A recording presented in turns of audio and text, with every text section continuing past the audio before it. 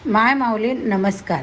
आपला अष्टमस्कंद भाग 25 समुद्रमंथनाची गोष्ट चालू आहे. त्यातील उर्वरित भाग आपण आता बघूया. लक्ष्मी आपल्याला योग्य असा वर शोधित निघाली. सर्वांना ती हवीहवीशी वाटत होती, पण पूर्ण निर्दोष पुरुष श्रेष्ठ तिला सापडेना. ती मनाशी म्हणाली, कोणी तपस्वी आहेत पण त्यांनी क्रोधाला जिंकलेले नाही, कोणी ज्ञानी आहेत पण अनासक्त नाहीत, कोणी मान आहेत पण कामनावर विजय मिळवलेला नाही, कोणी ऐश्वर्य संपन्न असूनही बल नाही, त्यामुळे त्यांना दुसऱ्याचा आश्रय घ्यावा लागतो, कोणी धर्मचरणी आहेत पण त्यांच्या मनात भूतदया नाही, कोणी केवळ त्यागी आहेत पण ज्ञानी नाहीत, कोणी वीर आहेत पण आयुष्य थोडे, कोणी विषयासक्ती जिंकली पण अद्वैत्यात रमलेल्यांना मी कशाला भरू, कोणी दीर्घायुष्य आहे पण सुशील नाहीत, कोणी शीलवान आहेत पण अल्पायुष्य आहेत, कोणी शील आयुष्य असूनही अमंगळपणे राहता राहिले अजित भगवान विष्णूचाच विचार ती करू लागली. त्यांना पूर्ण दैवी गुणसंपन्न ओळखून तिच्या मनात त्यांच्याविषयी पूर्ण प्रेम निर्माण झाले. विष्णूला तिने वरमाला घातली. सर्व देवता असुर यांनी लक्ष्मीला विष्णूला मानले. ती जोडी अत्यंत शोभून दिसत होती. त्यानंतर समुद्रमंथन पुन्हा सुरू झाले. आता काय उत्पन्न होईल ते सर्वजण पाहू लागले. एक सुंदर कन्या उत्पन्न झाली. ती कन्या रूप घेतलेली वरुणी म्हणजे उत्तम मध्य होते. देवांच्या अनुमतीने ही वारुणी मात्र दैत्यांनी घेतली. त्यानंतर विष्णूसारखाच दिसणारा अत्यंत तेजस्वी असा धन्वंतरी सागरातून वर आला. तोच आयुर्वेदाचा प्रवर्तक होय. त्याच्या हातातच अमृताने भरलेला कलश होता. अमृत अमृत अमृत अमृत. जो तो त्या कलशाकडे पाहू लागला.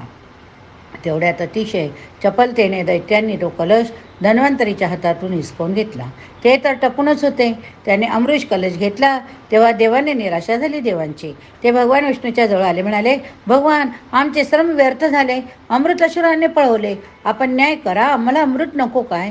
विष्णूने त्यांना आश्वासन दिले, देवांना वाईट वाटून घेऊ नका, मी आपल्या मायेने दैत्यात फूट पाडून तुमचे काम करतो. इकडे अमृतासाठी दैत्यात झगडे सुरू झाले.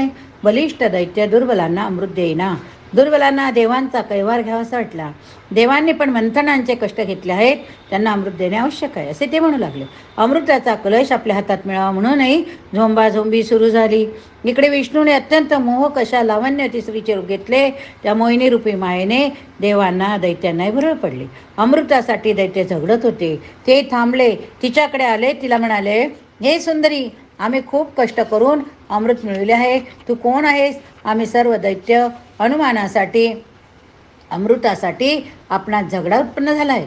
तू आमच्यात न्याय कर, तूच आम्हाला अमृतसारखे वाटून दे. ती म्हणाली, तुम्ही कश्यपाचे पुत्र, मी कुलटा, तुमचा न्याय मी कसा करणार? या भार माझ्यावर घालू नका बरं.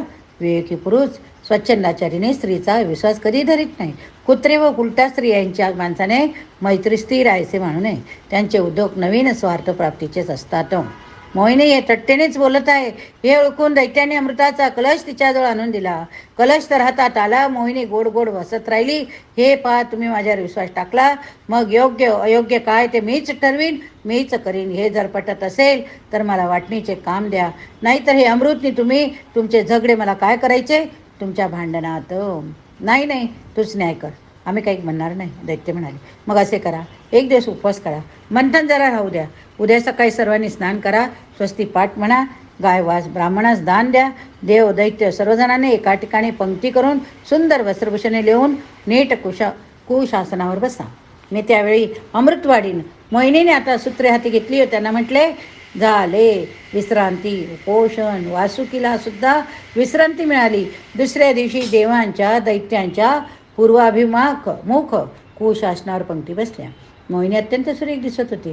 तिच्याकडे पाहतच राहावे, तिचा एक नेत्र कटाक्ष आपल्या वाट्यास यावा, तिने आपल्याशी बोलावे, अशा प्रकारच्या अभिलाषा दैत्यांना अस्वस्थ करू लागल्या. दैत्यांच्या पंक्तीत मोहिनी गेली. प्रत्येक दैत्याला मधुर स्मिताने मोहक हावभावांनी तिने मुग्ध केले.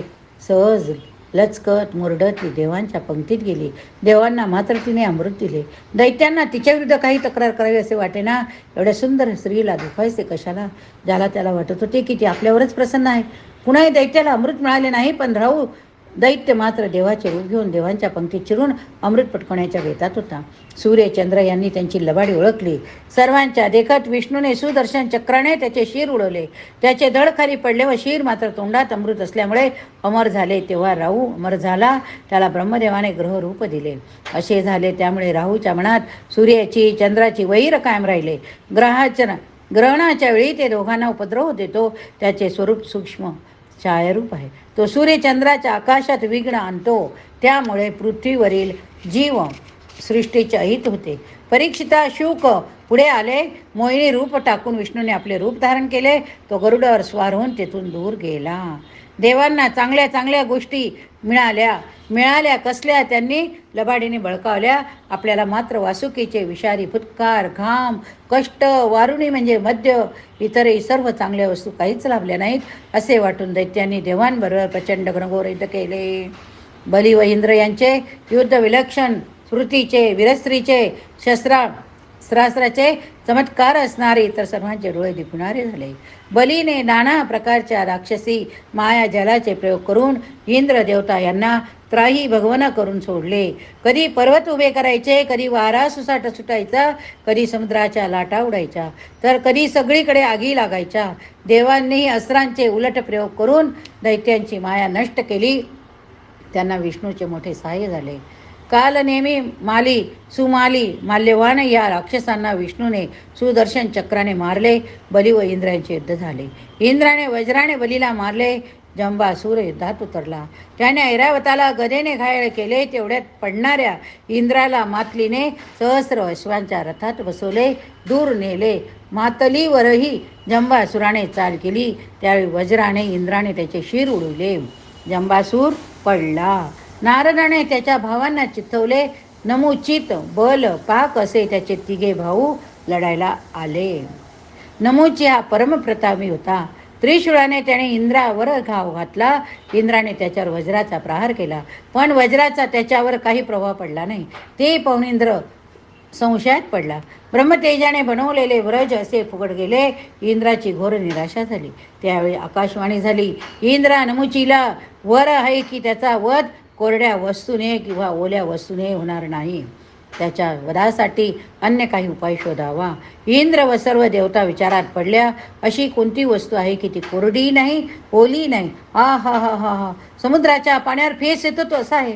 इंद्राने नमुचीवर समुद्राच्या फेसाने हल्ला केला. कितीतरी फेस नमुचीच्या नाका तोंडात गेला. त्याचा मृत्यू ओढावला.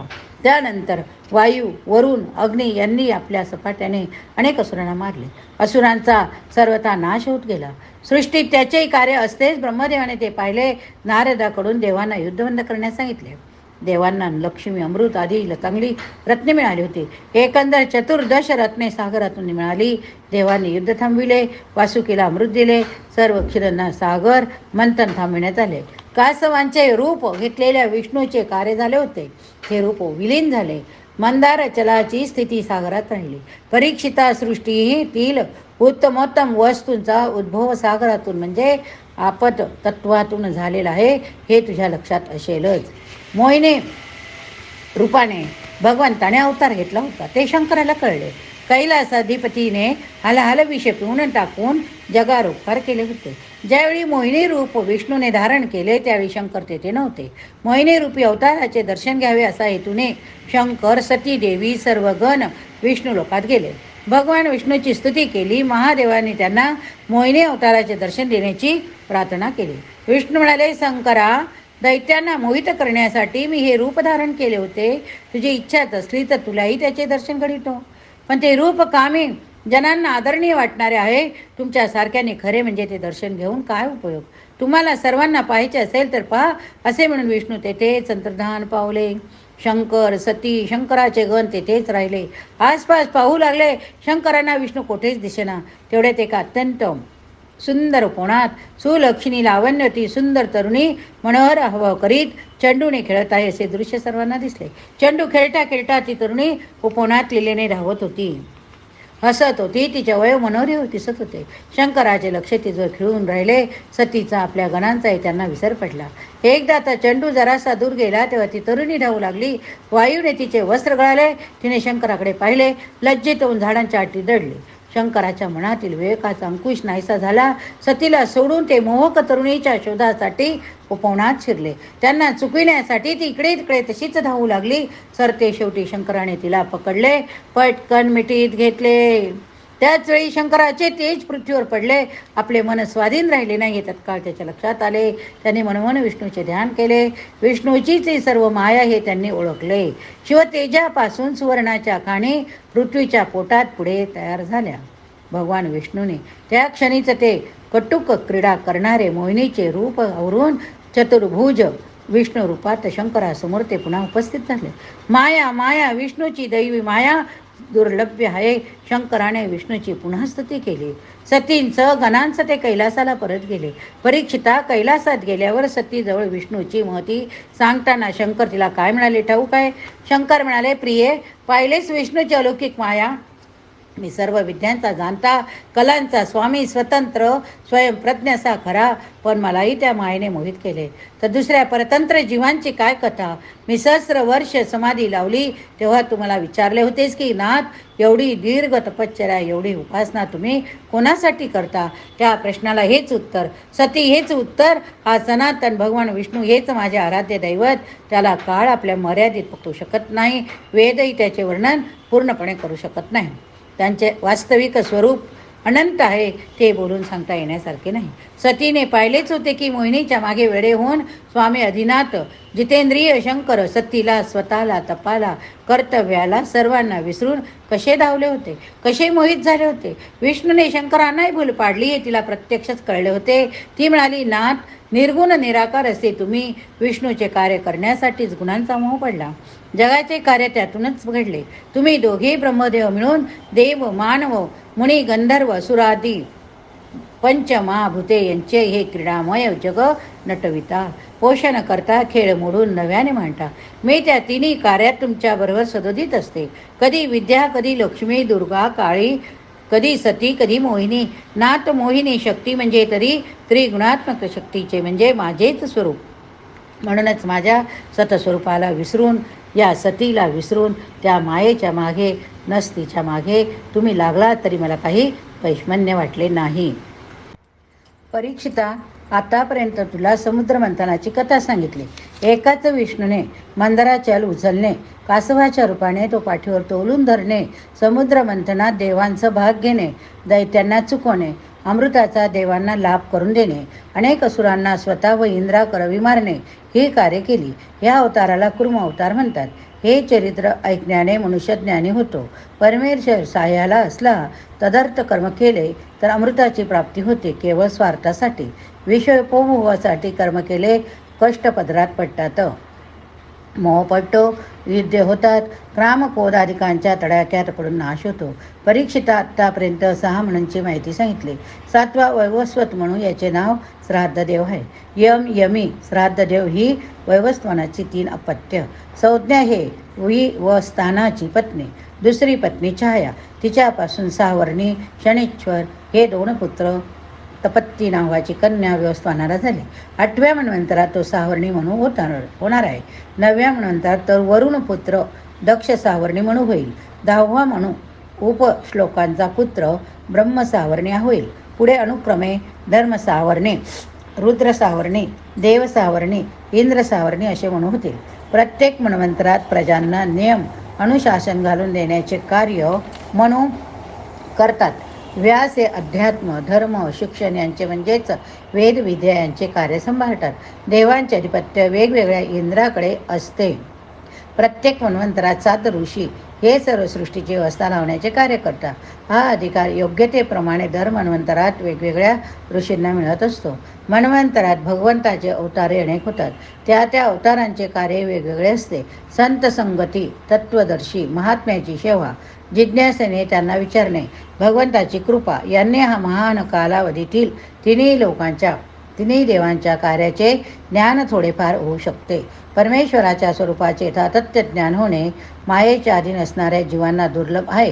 परीक्षितेला त्यावेळी शुकदेवांनी कल्प, 4 युगांचे सहस्र फेरे, मन्वंतरे यांची माहिती दिली. पण परीक्षिताच्या मनात विष्णू लीलावतारांच्या कथा ऐकायचीच जिज्ञासा जास्त प्रबळ होती. सूत हे सर्व कथन शौनकांना करीत होते. ते म्हणाले, परीक्षिताने बलीची वामन अवताराची कथा सांगण्याची विनंती त्यानंतर केली. शुकदेवाने वामन अवताराची सांगितलेली गोष्ट आता पुढे मी सांगणार आहे. शौनकादी ऋषींना कथेची पूर्ण गोडी लागली होती. ते म्हणाले, सुता, तुम्ही कथा सांगताना आम्ही जणू काय प्रत्यक्षच सर्व काही पाहत आहोत असे वाटते. पुढील कथा म्हणजे 3 पावले भूमीची. दान वामनाने बलीकडे मागितले तीच गोष्ट ना, ती गोष्ट पुन्हा पुन्हा ऐकावी असे वाटते. सुतांनी कथेला पुन्हा प्रारंभ केला. या ठिकाणी हा कथेतील भाग संपला.